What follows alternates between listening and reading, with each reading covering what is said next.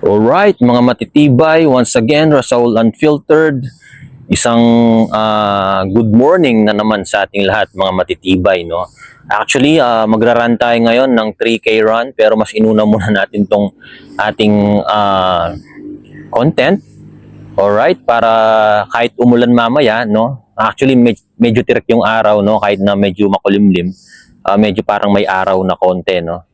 Alright, so ano ba yung topic natin ngayon? Actually, matitibay yung topic natin ngayon is yung sa tanong na bakit ako nag-decide na ituloy yung YouTube channel ko, no?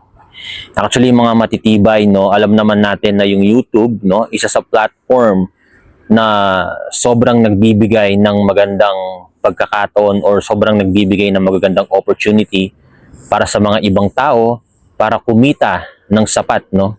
Actually, yung YouTube channel, no, hindi nakaila sa atin na marami nang kumita sa YouTube channel, no. Marami nang nagkaroon ng break sa YouTube channel, no. Nandiyan yung mga celebrities, no. Isa sa Pilipinas, isa sa mga sikat sa Pilipinas is si, of course, Ivana Alawi, no. Tapos sa mga ibang bansa naman, like yan, kamukha sila Mr. Beast, no, sila Ice Speed Show, no. So maraming mga tao ang kumikita sa YouTube, no. Sino ba ako para hindi subukan 'yon, no? Actually, yung mga iba, feeling nila mahirap, no. Actually, mahirap talaga kasi hindi ka naman kikita rito. Unang-una kung hindi maganda yung niche mo or yung content mo. At the same time, kung hindi darami yung mga followers mo, walang tsansa na kikita ka ng marami, no, or kikita ka talaga. Actually, bakit ko siya sinubukan, no? Simpleng sagot lang. Gusto ko kasi yung ginagawa ko. Yun lamang yung sagot doon, mga matitibay. Gusto mo yung ginagawa mo. Nag-e-enjoy ka sa ginagawa mo. Actually, yung kikita ka sa YouTube, mga matitibay, no? Ano lang yan? Reward lang yan, mga matitibay. Pero what is really matter is dapat gusto mo yung ginagawa mo. So, madalas nyo nang marinig ito, no? Gas-gas na salita. Do whatever you want to do na without hesitation, no? Do the things that they will give you happiness, no? Ano na yun? Mga gas-gas na kasabihan na yun. Yung gawin mo kung ano yung mga bagay na ikinatutuwa mong gawin.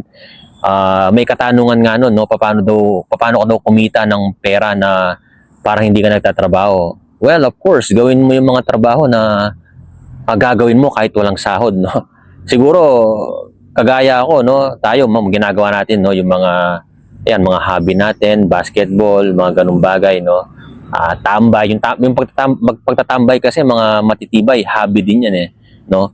So, kung ano daw yung mga hobby mo, yun daw yung dapat mong aralin kung paano kang kumita, no, para masabi mo sa isip mo na hindi ka nagtatrabaho pero kumikita ka, no. So, isa din yun sa mga mindset na meron yung mga ibang tao. Actually, ako, no, going back to topic, bakit ako nag-YouTube, no? Actually, mga matitibay, no, secondary lang naman talaga yung kikita ka ng monetary dito, no? Pero isa sa mga layunin ko talaga, kaya ako nag-YouTube, yung para maano ko, para magawa ko yung mga gusto ko, no? Di ba sabi ko naman sa inyo, gusto ko talaga maging isang motivational speaker, no. Nabanggit ko rin sa inyo na ayoko rin naman magturo, no, yung maging teacher, no. Kahit na isang napakagandang profession nun, sa tingin ko hindi rin naman siya para sa akin, no. So yun, gusto ko talaga maging isang speaker, no, motivational speaker. So through YouTube, no, nabibigay ko yun, no, nailalabas ko yung kahit papaano somehow skills natin, no, sa pagkukwento or pagsasalita, no. Yun, at least man lang dahil nag-YouTube channel ako, hindi man ito kumita or kumita man, no, at least darating yung araw may mga save videos ako na pwede kong ipapanood sa mga magiging anak ko, apo ko, mga ganon, no, sa mga magiging pamangkin ko in the near future, no. At least meron akong footage ng mga ginagawa ko sa pag-YouTube channel ko. At least masabi ko man lang one day in my life, no, sinubukan ko rin yung pag-YouTube channel, which is doon sa planeta namin, no. Kunyari, no, makarating man ako sa yun, kumbaga kasi ano rin mga matitibay, iba rin kasi ako mag-isip kung minsan hindi rin nila naintindihan yung mga topic na pumapasok sa isip ko, no. Actually, merong isang tao na talagang naintindihan niya din yung mga out of this world topic ko, is si paring Richard, no, Tolentino. Pag nagkwento ako sa kanya, yun, agad-agad nagigets niya yung mga pumapasok na mga topic, mga imahinasyon sa isip ko, no. Yun nga, no, at least man lang, no, kung dumating yung time, no, na wala na yung mga tao sa Earth, no, sabi nila kung lilipat man sila sa Mars, mga ganon, at least man lang may mga footage ako na dito sa dito sa era natin, no. Sumubok din akong mag-YouTube, no, which is sa panahon natin ngayon, no, isa yan sa mga sinusubukan ng marami, no, para kahit papaano makalabas, no, sa tinatawag nilang financial burden, no, para pumunta dun sa tinatawag nilang financial freedom. So yun lang, very simple, no. Kaya tayo nag-YouTube. Secondary is of course para kumita. Primary is para mailabas mo, no, para mailabas mo yung gigil mo sa profession na gusto mo sana na meron ka na ngayon, no. Which is yun nga, isa sa mga gusto ko talaga is maging motivational speaker. Maraming nagsasabi, no, pag ako daw yung nagkukwento, hindi ko binibitbit o hindi ko dinadala yung sarili kong paa. Pero marami naman nakakapagsabi na pag ako yung nagkukwento, lalo na sa actual, parang parang masarap daw pakinggan. Tapos yung alam mo yon, yung talagang magkikipagkwentuhan sa akin yung taong kakwentuhan ko, no.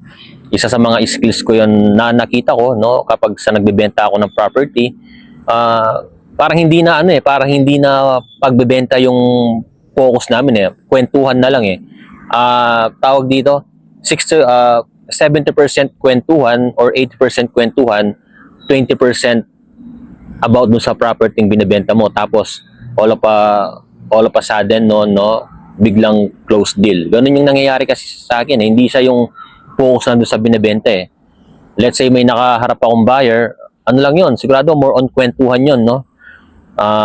Lahat ng topic, kung anong topic nila, kung ano man sila, galing sila sa ibang bansa, mahilig man sila sa politics, tapos meron pa yung mahilig talaga sa sports, tapos yung mga iba, extreme sports pa, skydiving, scuba diving, tapos mahilig pa sa mga dati, no, mahilig sa jiu-jitsu, mga ganon, no. Tapos pag nagkwentuhan kami, no, at least talagang may nai-inject ako na na-experience ko talaga by my own. Kaya parang nagiging light yung transaction, no.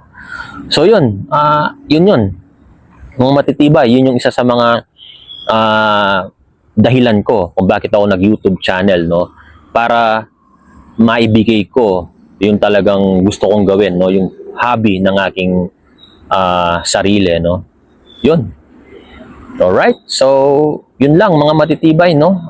Ano lang ito, para at least kahit pa paano, alam nyo kung bakit nag-YouTube talaga si Rasaul Unfiltered, no, yung kaibigan nyo, no, si Matitibay, no. Actually, kaya ko rin napili yung yung pinaka natin, no, yung pinaka dialogue natin ng Matitibay, kasi sa YouTube natin wala tayong gagawin dito kung hindi maging matibay, no. Gagamitin natin yung mga somehow mga golden nuggets, no, mga magagandang diskarte, mga technique, no. Gagamitin natin yon para maging mas matibay, no, sa araw-araw. Alright, so mga matitibay, once again, this is Rasaul Unfiltered.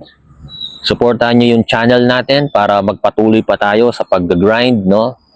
Okay, so yun lang. Rasaul Unfiltered, mga matitibay, yeah!